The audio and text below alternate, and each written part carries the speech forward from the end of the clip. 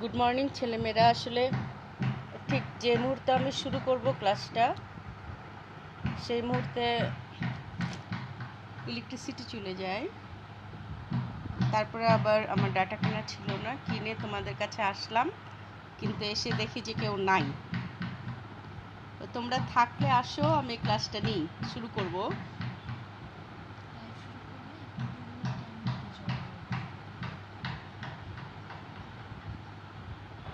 একজনকে দেখতে পাচ্ছি।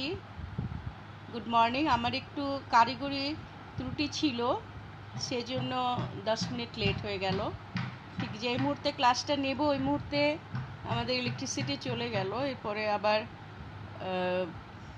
সব কিছু ঠিক করে আসলাম তোমাদের কাছে।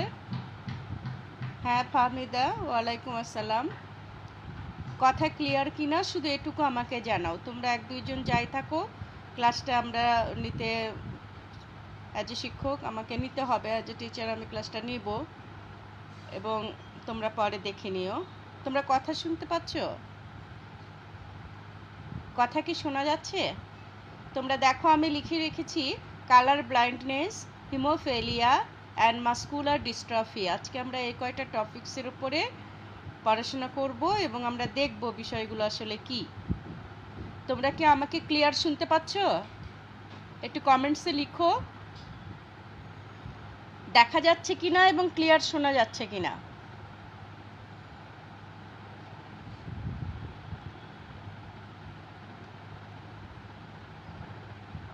ওকে, ঠিক আছে, আমি তাহলে শুরু করি। দেখো, আমি প্রথমেই যেটা দিয়েছি কালার ব্লাইন্ডনেস, অর্থাৎ এই যে ডিজিজগুলো, তিনটা ডিজিজের কথা আমি এখানে লিখেছি। কালার ব্লাইন্ডনেস, হিমোফেলিয়া এবং মাস্কুলার ডিস্ট্রফি, এই তিনটা রোগই কিন্তু এগুলোকে বলা হয় সেক্স লিঙ্ক ডিজঅর্ডার। অর্থাৎ আমাদের সেক্স ক্রোমোজোমের ওপরে কোনো সমস্যা থাকলে, জিনগত কোনো সমস্যা থাকলে সেই সমস্যাটা বংশ পরস্পরায় চলে আসে এবং আমরা সেই সমস্যাজনিত রোগে ভুগি। এখন এই কথাগুলো খুব মনোযোগ দিয়ে শুনবে। আমাদের যে সেক্স ক্রোমোজোম, সেটা ছেলে এবং মেয়ের কীরকম হয়। দেখো, একটা ছেলে, এটা তো তোমরা জানো যে এই কয়দিনে আমরা শিখেছি এই সিম্বলটা আমরা পুরুষদের জন্য ব্যবহার করি। তো তার সেক্স ক্রোমোজোম এক্স ওয়াই, এবং এই ওয়াইটা কিন্তু জাস্ট অটোজোমের মতো একটা দেহ ক্রোমোজোম যে ভূমিকা রাখে, এই এক্স ওয়াই ক্রোমোজোম কিন্তু সেই ভূমিকাটা রাখে, যার জন্য এই ওয়াইটা সেক্সের উপরে কোনো রকম ভূমিকা রাখে না। আর মেয়েদের, এটা তো জানো, এই সিম্বলটা আমরা মেয়েদের ক্ষেত্রে ব্যবহার করি, সেটা দুটো এক্স, সেক্স ক্রোমোজোমটাকে আমরা দুটো এক্স দ্বারা প্রকাশ করি। এই সিম্বল থেকেই কিন্তু বোঝা যাচ্ছে যে কোনো ডিজিজ সেক্স লিঙ্ক ইনহেরিটেন্স হতে গেলে মেয়েদেরটা একটু টাফ। মেয়েদের হতে গেলে এই ক্রোমোজোমেরও সমস্যা থাকতে হবে, এই ক্রোমোজোমেরও সমস্যা থাকতে হবে। অর্থাৎ দুটো এক্স ক্রোমোজোমের ওপরে যদি সমস্যা থাকে জিনগত, তখন মেয়েদের সেই ডিজিজটা হয়। আর সেক্স লিঙ্ক ডিজিজ ছেলেদের ক্ষেত্রে একটু বেশি হয়, বিকজ অফ, দেখো, দিস ওয়ান এক্স ক্রোমোজোম, একটা মাত্র এক্স ক্রোমোজোম রয়েছে।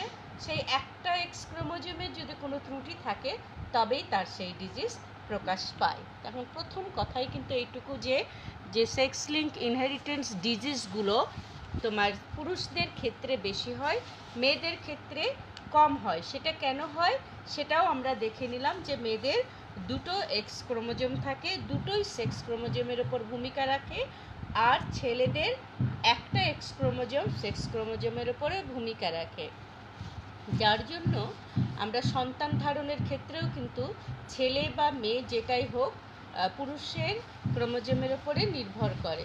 কিন্তু এখনও বাংলাদেশে একদম খুব বেশি প্রত্যন্ত এলাকায় যেতে হয় না, তার আগেই পেয়ে যাবা যে এখনও ছেলে বা মেয়ে হওয়ার জন্য দায়ী মাকে করা হচ্ছে। যদিও টেলিভিশনে বিভিন্ন প্রচার মাধ্যমে প্রচুর প্রচার হয়, নাটিকা হয়। তো তোমরাও চেষ্টা করবা, যখন গ্রামে দাদু নানু বাড়িতে যাবা, তখন এই বিষয়গুলো নিয়ে কথা বলবে পাড়াপড়শির সঙ্গে, গ্রামের বাচ্চাগুলোর সঙ্গে, এইগুলো গল্প করবে, গল্পের আকারে ছড়িয়ে দেবে। এখন ভালো কাজের জন্য কিন্তু সবসময় নিজেদেরকে ইনভলভ রাখতে হবে। তোমাদের আমি বলি যে ডু সামথিং, কিছু করো, মানুষের জন্য করো, এবং সেটা কখন থেকে করবে। দেখো, আমরা ক্ষুদিরামকে চিনি, আমরা ঈশ্বরচন্দ্র বিদ্যাসাগরকে চিনি, আমরা বিবেকানন্দকে চিনি, সুভাষ দত্তকে চিনি, কাজী নজরুল ইসলামকে চিনি, রবীন্দ্রনাথ ঠাকুরকে চিনি, তারপরে জয়নুল আবেদিনকে চিনি, জসীমউদ্দিনকে চিনি। তারা কত ছোট থেকেই মানুষের জন্য কিছু করে গেছে।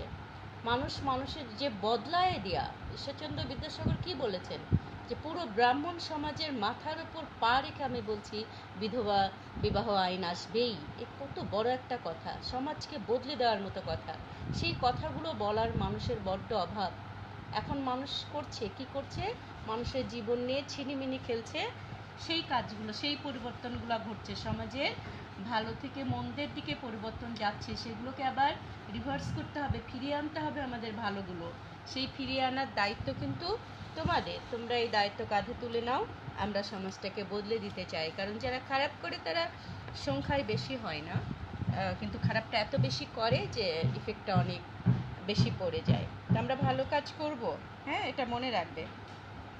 এবার আসো, এই যে কালার ব্লাইন্ডনেস, এটা হচ্ছে লাল সবুজ বর্ণান্ধতা। এই ডিজিজটার কারণে তার যে সেক্স ক্রোমোজোমে একটা জিনের অসংলগ্নতার কারণে, জিনের সমস্যার কারণে সে গ্রিন এবং রেড কালারটা আইডেন্টিফাই করতে পারে না। পুরুষদের সাধারণত হয়। তা আমরা জিনটাকে কিভাবে প্রকাশ করি একটু দেখো।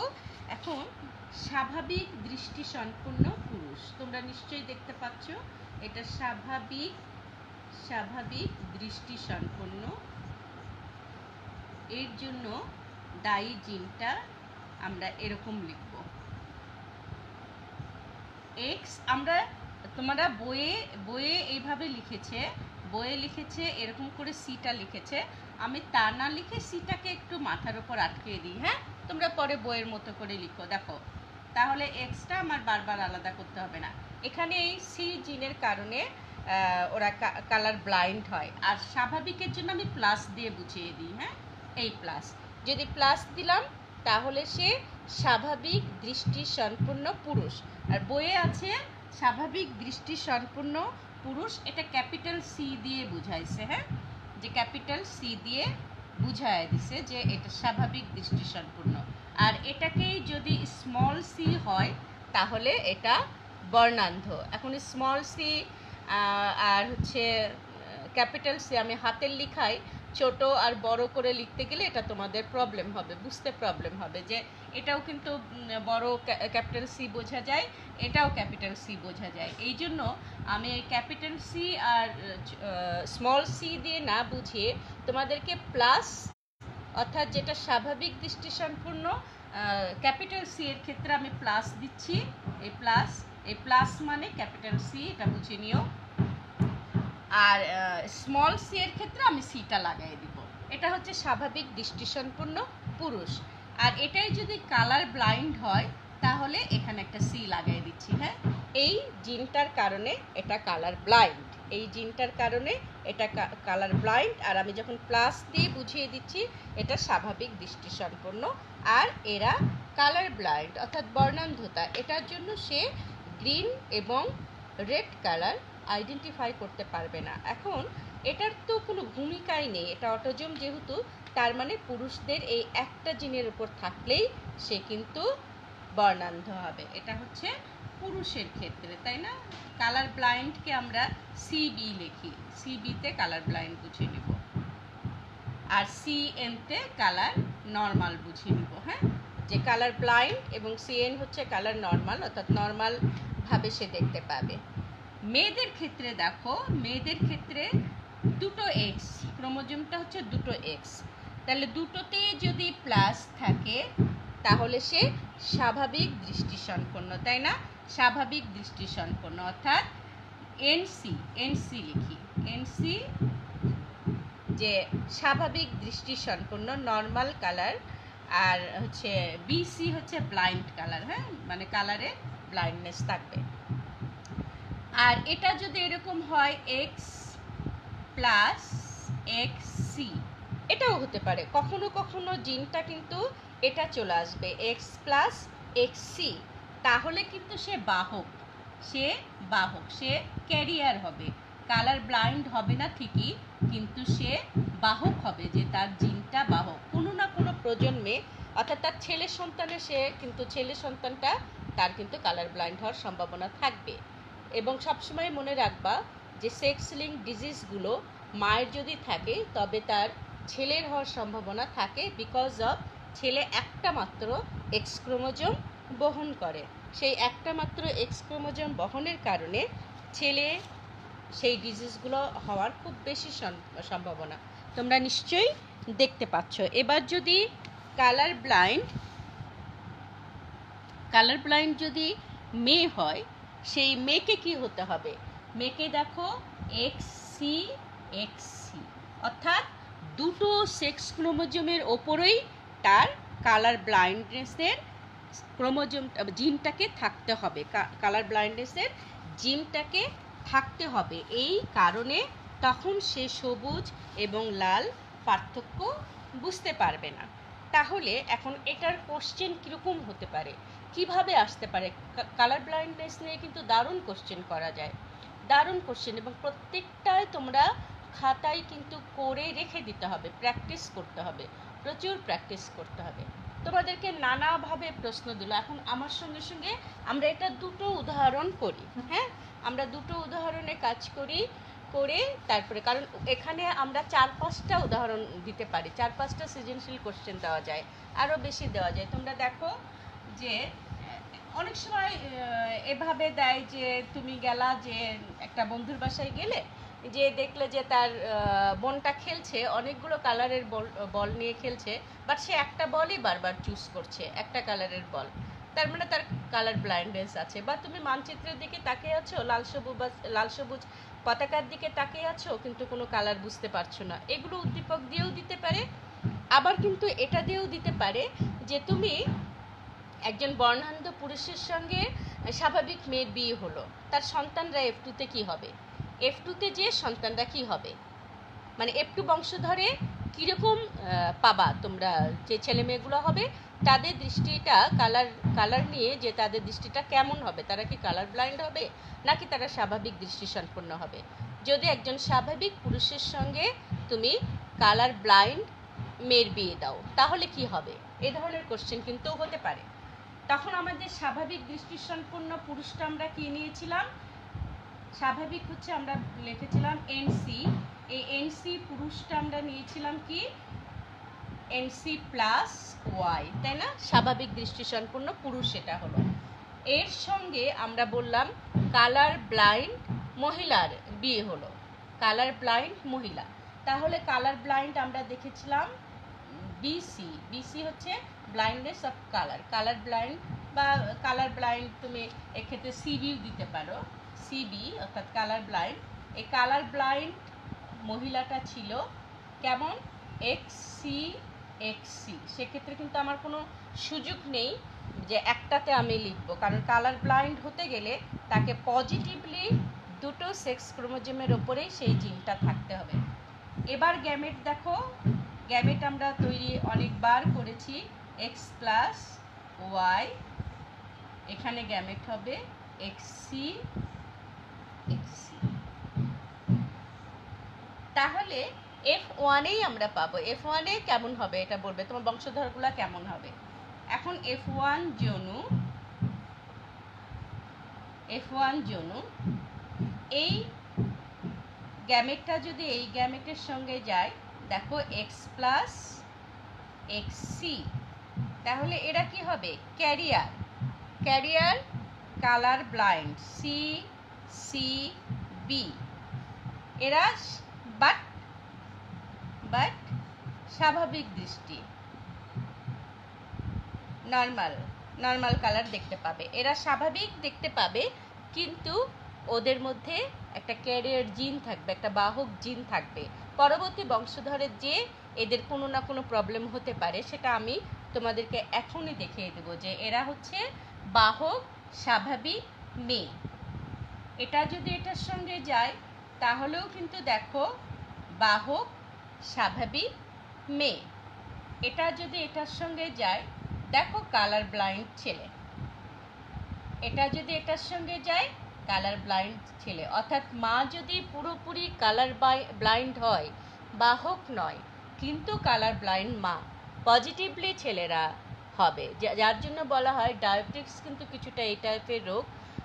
অনেকের ধরো বাবা মার কারণায় কিন্তু ডায়াবেটিক্স হচ্ছে। ডায়াবেটিক্স হওয়ার পিছনে বেশ কতগুলো লজিক আছে, সেগুলো হচ্ছে অত্যাধিক মানসিক স্ট্রেস, প্রেশারের কম বেশি নানা কারণে হয়। আবার জেনেটিক্যালিও দেখা যায় যে মায়ের যদি থাকে তাহলে ছেলে সন্তানটার কিন্তু ডায়াবেটিক্স হওয়ার প্রচুর সম্ভাবনা থাকে এবং হয়, যেটা আমরা দেখলাম। দেখো আমরা কি দেখলাম, যেখানে মা কালার ব্লাইন্ড হওয়াতে ছেলে কিন্তু দুজনেই কালার ব্লাইন্ড হয়ে গেল, মেয়ে দুজন কিন্তু হলো তোমার বাহক মেয়ে। এখন এই প্রজন্মের মধ্যে যদি আমরা আবার এই প্রজন্ম ধরো চাচাতো ভাই বোনের বিয়ে হলো, এটা হচ্ছে এক বংশধর, আর এইরকমই সেম আর এক বংশধর চাচার ফ্যামিলি আছে মনে করো, হ্যাঁ চাচার ফ্যামিলি আছে, সেটাও সেম এই ধরনের ঘটনা আছে।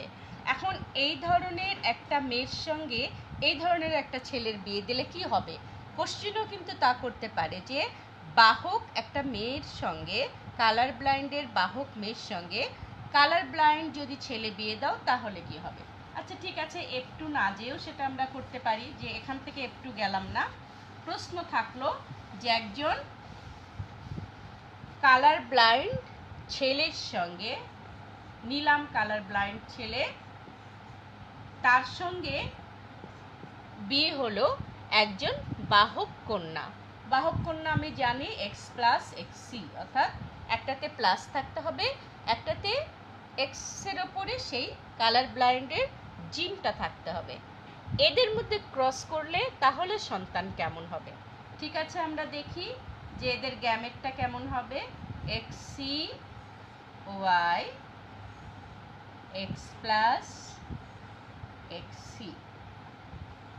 এবার আসো, এবার জেনারেশন দেখো, এই গ্যামেটের সঙ্গে যদি আমরা এটা দিই x, আমরা প্লাসটাকে সাধারণত আগে লিখি, x প্লাস xc, এটার সঙ্গে যদি এটা দিই xc xc, এটা যদি দাও x প্লাস y, এটা দাও xc y, তাহলে আমরা কি পেলাম? একটা পেলাম বাহক কন্যা, একটা পেলাম সম্পূর্ণ বর্ণান্ধ কন্যা, একটা পেলাম স্বাভাবিক ছেলে, আর একটাকে ছেলে পেলাম মানে বর্ণান্ধ ছেলে। সেক্স লিঙ্ক ইনহেরিটেন্স ডিজিজগুলো যেটা আছে সেই ক্ষেত্রে কিন্তু পুরুষ মানে ছেলে বাচ্চাটি কখনোই বাহক হবে না, কারণ তার তো একটা মাত্র সেক্স ক্রোমোজোম। সেই একটা মাত্র সেক্স ক্রোমোজোমের ডিসঅর্ডার থাকলেই সে কিন্তু ওই রোগে ভুগবে। এটা সাংঘাতিকভাবে মনে রাখবে। এগুলো সবই ভাইবার কোশ্চেন, এগুলো সবই অবজেক্টিভের কোশ্চেন, এই সবগুলো তখন তোমরা সেভাবে চিন্তা করে লিখবে। এখন এটাতে যে কোশ্চেনই দিক না কেন, যদি বলে স্বাভাবিক পুরুষের সঙ্গে কয়েকটা হতে পারে, তোমরা একটু খাতায় লিখে নাও, আমি সেই কয়েকটার হেডলাইনগুলো দিয়ে দিচ্ছি, তোমরা খাতায় লিখে নাও এবং করবে, এবং করে যদি তোমরা আমাকে ইনবক্সে দেখাও আমি খুব খুশি হব, কখনোই বিরক্ত হব না। তোমরা যদি 100 জনই দেখাও, আমি 100 জনেরটাই দেখবো যে হ্যাঁ তোমরা পারছো কিনা। কারণ এখন আমরা ঘরে বসে আছি, ঘরে বসে থেকে আমাদের অনেক কিছু করার আছে, আমরা বাবা মাকে হেল্প করতে পারি।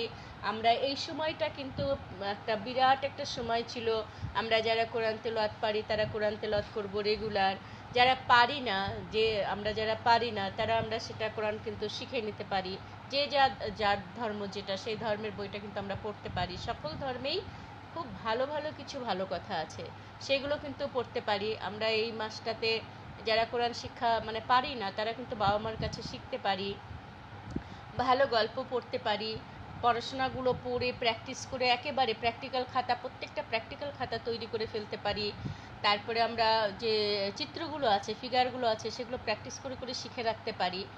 আর মানসিক চাপটাকে একটু রিল্যাক্স করার জন্য আমরা গান শুনতে পারি, আমরা ভালো ভালো গান শুনতে পারি, আমরা ছবি আঁকতে পারি, আমরা কোনো মডেল তৈরি করতে পারি বিভিন্নভাবে। আসলে আমি তো দেখছি যে আমরা অনেক সময় মনে হতো যে আহা হাউস ওয়াইফটা কত না সুখে আছে। আমি কিন্তু কোনো সময় তেমন পাচ্ছি না। সকালে উঠছি, নাস্তা করছি, যেহেতু কাজের লোক আসতে পারছে না, রান্না করছি, এবং দুপুরের খাবারটা খেতে খেতে কিন্তু 3:30 বেজে যাচ্ছে, 4টা বেজে যাচ্ছে। এরপরে আর হাতে সময় কই, আসরের নামাজ, মাগরিবের নামাজ, একটু প্রেয়ার থাকে, তারপরে আবার যেটুকু রাতের সময় পাই আমি কিন্তু ছবি আঁকি, ছবি আঁকতে ভালো লাগে, ছবি আঁকি। তো আমার ধারণা তোমাদের তো অন্তত রান্নাবাড়ির কাজ করতে হবে না, সে একটা লট অফ টাইমস এই সময়টার মধ্যে তোমরা পড়াশোনা করো, ভালো কাজগুলো করো, পড়াশোনা এত করো যে এটা একটা বিরাট একটা ক্রাইসিস পড়েছি, আমরা তো পড়িনি, গড আমাদেরকে পরীক্ষা করছেন। তো সেই সময়টা আমাদের যে কর্তব্য, আমরা প্রেয়ার করব, তার কাছে পানাহ চাইব, আর আমাদের যত ভালো ভালো কাজ আছে, আমাদের যার যেটা কাজ করো, তাই না? আমাদের কাজ হচ্ছে পড়াশোনা করা। এখন এটার কতগুলো পয়েন্ট হতে পারে। 1 নাম্বার লিখে নাও, বলল স্বাভাবিক ছেলে, তার সঙ্গে ক্রস বর্ণান্ধ মেয়ে, এটা একটা হতে পারে। 2 নাম্বার হতে পারে স্বাভাবিক ছেলে, তার সঙ্গে বাহক মেয়ে।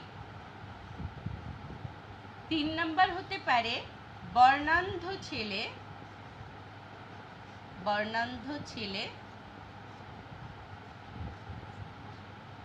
স্বাভাবিক মেয়ে। আবার হতে পারে 4 নাম্বার বর্ণান্ধ ছেলে, তার সঙ্গে বর্ণান্ধ মেয়ে। 5 নাম্বার কিন্তু আরেকটা হতে পারে বর্ণান্ধ ছেলে, বাহক মেয়ে। তাহলে এই 5টা পয়েন্ট, এই 5টা পয়েন্টে আমরা জিন তৈরি করে, আমরা কিভাবে এই সেক্স ক্রোমোজোমের জিনটা কেমন হবে সেটা তৈরি করে খাতায় যদি রেডি করে রাখি, তাহলে কিন্তু পরীক্ষাতে যেটাই আসুক আমরা সেটাই পারবো, যেটাই আসুক সেটাই পারবো। যে স্বাভাবিক ছেলের সঙ্গে বর্ণান্ধ মেয়ে হলে কি হবে জেনারেশনটা, বাহক মেয়ে হলে কি হবে, বর্ণান্ধ ছেলের সঙ্গে স্বাভাবিক মেয়ে হলে তার জেনারেশনটা কেমন হবে, বর্ণান্ধ মেয়ে হলে কেমন হবে, এবং তার সঙ্গে বাহক মেয়ের বিয়ে হলে কেমন হবে। তা আশা করি তোমরা এই অংশটা ক্লিয়ারলি বুঝতে পেরেছো। তোমরা খাতায় লিখে লিখে এটা প্র্যাকটিস করবে। যে কোনো কাজ যত বেশি প্র্যাকটিস করবে তত বেশি কিন্তু সেটা তোমাদের আয়ত্তে আসবে, সেটা তোমাদের আয়ত্তে। আমি ক্লাসে কিন্তু এই কথাগুলো অলওয়েজ তোমাদের বলি যে সূরা ফাতিহা কিন্তু পারি না আমরা, এমন কেউ নাই, বিকজ অফ আমরা ডেইলি অ্যাসেম্বলিতে শুনছি, পাঁচ ওয়াক্ত নামাজে এটা পড়ছি, বিভিন্নভাবে এটা আমরা কিন্তু বারবার রিসাইট করছি। এখন যেগুলো করি না সেগুলো কি আমাদের মুখস্থ থাকে না, কাজেই এইগুলো প্র্যাকটিসের ব্যাপার, শিখে রাখবে আশা করি। হ্যাঁ, আচ্ছা, তোমাদের এখানে লাইটের হচ্ছে তাই না?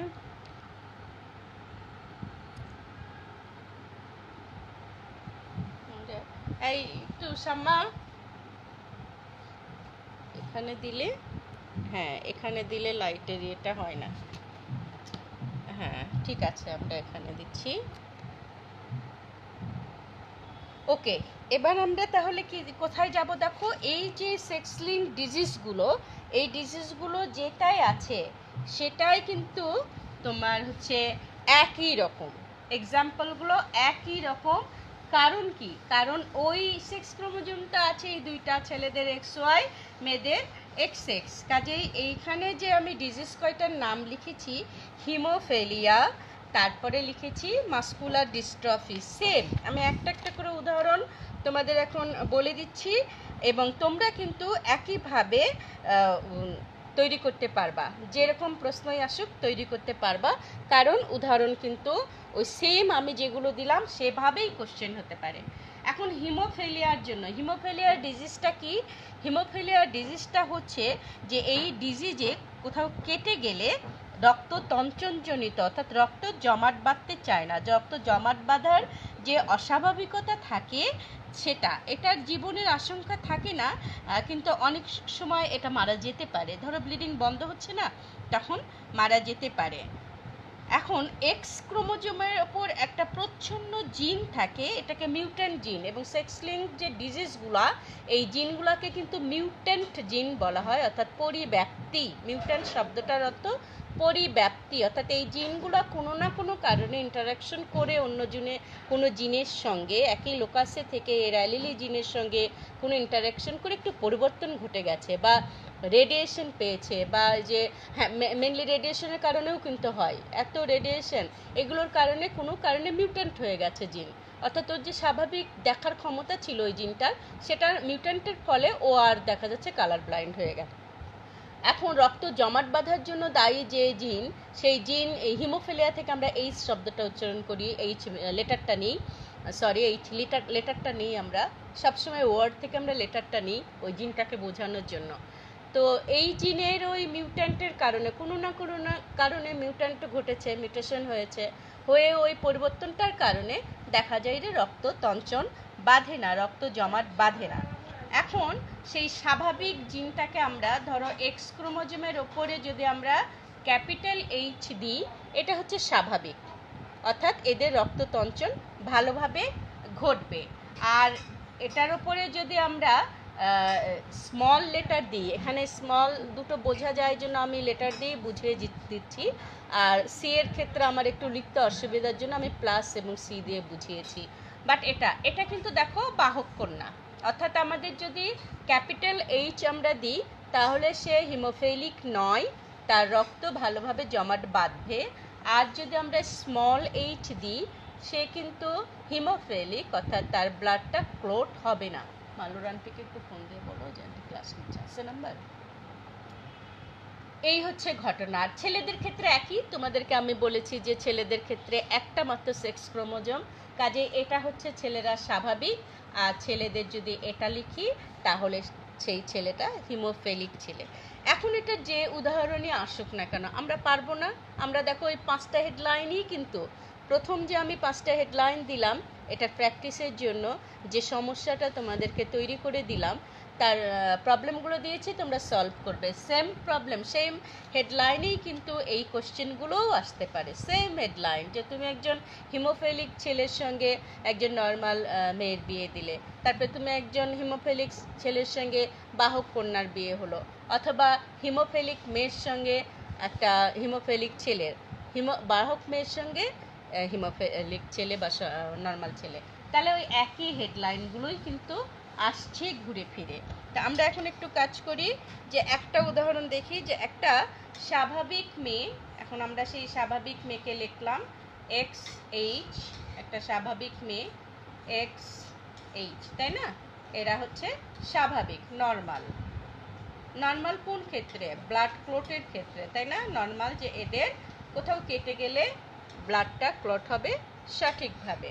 এদের সঙ্গে আমরা একটা স্বাভাবিক ছেলের না মানে হিমোফিলিক ছেলের বিয়ে দিলাম, তাহলে এক্স স্মল এইচ ওয়াই।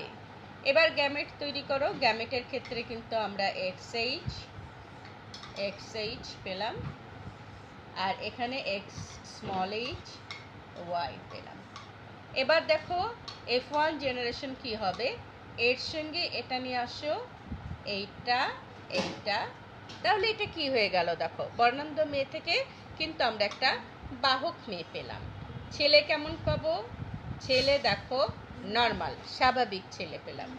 এটার সঙ্গে যদি হয় এটাও বাহক মেয়ে, আর এটার সঙ্গে পেলে আমরা নর্মাল ছেলে। অর্থাৎ একটা স্বাভাবিক মেয়ে যদি হয় তার সঙ্গে যদি আমি হেমোফিলিক ছেলের বিয়ে দিই, সেক্ষেত্রে ছেলে দুটোই নর্মাল হবে। আমি তোমাদেরকে এর আগেও বলেছি যে ছেলেরা তখনই তোমার সেই ডিজিজে ভুগবে যখন বাহক হবে, সেই আচ্ছা আমি তোমাদেরকে আজকে, হ্যাঁ এটা এখানে ধরলে যে ঠিক হয়।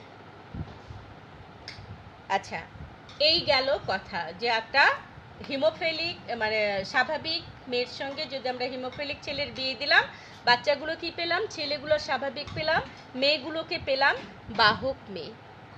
তাহলে আমার কথায়, আমরা জেনেটিক্সের কথা, এটা তো ল, এটা রুলস অনুযায়ী যাবে, এটা ম্যাথমেটিক্যাল। অর্থাৎ মা যদি সেক্স লিঙ্কড ডিসঅর্ডারের হয় তাহলে ছেলেরা হবে, মা যদি বাহকও হয় সেক্ষেত্রেও ছেলেরা হবে। কিভাবে হবে দেখো হতে পারে, সেটা একটু দেখাই আমরা। সেটা একটা দেখি যে এক্ষেত্রে যদি মাকে নিই আমরা, বাবাকে স্বাভাবিক নিই, কি ঘটে একটু দেখে নিই।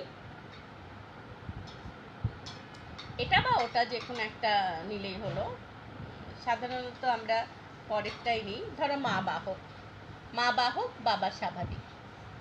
সেক্ষেত্রে কি হয় একটু দেখে নিই, আমরা তৈরি করে নিই। এটা হলো গ্যামেট, এটা হলো গ্যামেট, এইটা গ্যামেট, এইটা গ্যামেট। এখন এর সঙ্গে এটা আসো, দেখো স্বাভাবিক মেয়ে, তাই না? ক্যাপিটাল এইচ দুটো পেয়ে গেছি, স্বাভাবিক মেয়ে। ছেলেটা কিন্তু স্বাভাবিক হলো একটা, আর এইটা একটা মেয়ে হলো বাহক,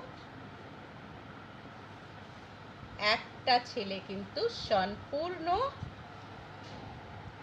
হিমোফিলিক। ও তো ক্যারিয়ার হবে না। তাহলে কিন্তু কথাটার প্রমাণ আমরা বারবার পাচ্ছি যে মা যদি সেক্স লিঙ্ক ইনহেরিটেন্স ডিজিজগুলোর বাহকও হয়, সেক্ষেত্রে একটা ছেলে কিন্তু সুস্থ থাকতে পারে। তার যদি দুটো সন্তান হয়, ছেলে সন্তান হয়, একটা কিন্তু সুস্থ থাকবে, একটা কিন্তু তোমার বর্ণান্ধ হবে, মানে সেই ডিজিজটা হবে, হিমোফিলিক হবে বা বর্ণান্ধ হবে। এই কথাটা যে সবসময় সঠিক হবে তাও কিন্তু না, কারণ আমাদের এই জিন মিক্সড আপ কিন্তু 14 জেনারেশনের হয়। কাজে এই জিনগুলো কখন কোনভাবে মিউট্যান্ট হয় বলা মুশকিল। সেই ম্যাপিংটা আমরা করতে পারছি না জন্য আজ ধরো যে অনেক ডিজিজের ক্ষেত্রে আমাদের লড়াই করতে হচ্ছে। আমরা যদি জিন ম্যাপিং করতে পারি কখনো, যে কাজটা চলছে, যুক্তরাষ্ট্র অলওয়েজ এই কাজগুলো করছে, তাহলে কিন্তু সেই জিন ম্যাপিং করতে পারলে কোন জিনের কারণে কী কী ডিজিজ হচ্ছে সেই জিনগুলোকে আমরা ডিস্ট্রয় করতে পারি, করে সেখানে স্টেম সেল দ্বারা আবার সেই সেলগুলোকে কিন্তু করতে পারি, মাল্টিপ্লাই করে সেই সেলের সংখ্যা ঠিক করে দিতে পারি, ন্যাচারাল কিলার সেল দিতে পারি, স্টেম সেল দিতে পারি। তো আমরা জিন চলছে বিভিন্ন ডিজিজ নিয়ে, তো হয়তো বিশ্ব এগিয়ে যাবে। বিশ্ব ভালোতে যত এগিয়ে যায় তার সঙ্গে কিছু মন্দও জন্ম নেয় কিন্তু, কারণ আমরা জানি বিজ্ঞান আশীর্বাদ এবং সাথে সাথে বিজ্ঞানের কিছু দুর্ভোগও আছে। তো যাই হোক, আই এম সরি যে আজকে আমার ক্লাসটা, আমার ইলেকট্রিসিটি চলে যাওয়ার কারণে আমার 10 মিনিট লেট হয়ে গেছে। আমার ডাটা কেনা ছিল না, সব কিছু করে আবার তোমাদের কাছে আসতে। তো আগামী ক্লাসে মাস্কুলার ডিস্ট্রফিটা একটু দেখে নিও। সেম একই উদাহরণ, প্রত্যেকটা ক্ষেত্রে সেক্স লিঙ্ক ডিজিজগুলোর উদাহরণ কিন্তু সেমভাবে ছেলেদের থাকলে মানে ছেলেরা হবে মায়ের যদি থাকে। সেম মাস্কুলার ডিস্ট্রফি হচ্ছে সেই সব বাচ্চা, এটা তাদের ব্রেনের একটু সমস্যা হয়। কী ধরনের সমস্যা হয় সেটা হচ্ছে তাদের ব্রেনে না, মাসলগুলো ঠিকমতো ডেভেলপড হয় না। মাসলগুলো তোমার এই জিনের কারণে মাসলের যে সমস্যা হয়, যার জন্য ওদের মস্তিষ্কেও ইফেক্ট হয়। এটা তারা বদমেজাজি হয় বা হঠাৎ করে রেগে যায়, বা এটা যদি অনেক সময় সুপ্ত থাকে তাহলে প্রকাশ্য পায় না। সে নর্মাল স্কুলে পড়াশোনা করে সব কিছু স্বাভাবিক থাকে, চাকরি বাকরিও করতে পারে। তো আশা করি তোমরা এই আজকের ক্লাসটা সবগুলো বুঝলে, আর মাস্কুলার ডিস্ট্রফিটা পড়ো। যদি এই সমস্যা হয় তাহলে নেক্সট দিন আমি এই মাস্কুলার ডুশনি, যেটা তোমার এই ডুশনি ডিস্ট্রফিটা পরে নিয়ে আমি আরইচ ফ্যাক্টর এবং এবিও ব্লাড গ্রুপ দিয়ে শেষ করব আগামী মঙ্গলবার ক্লাসে। এই চ্যাপ্টারটা আমাদের শেষ হয়ে যাবে ইনশাল্লাহ। ততক্ষণ পর্যন্ত সবাই ভালো থেকো, সুস্থ থেকো, আল্লাহ পাক আমাদেরকে হেফাজতে রাখুক। আল্লাহ হাফেজ।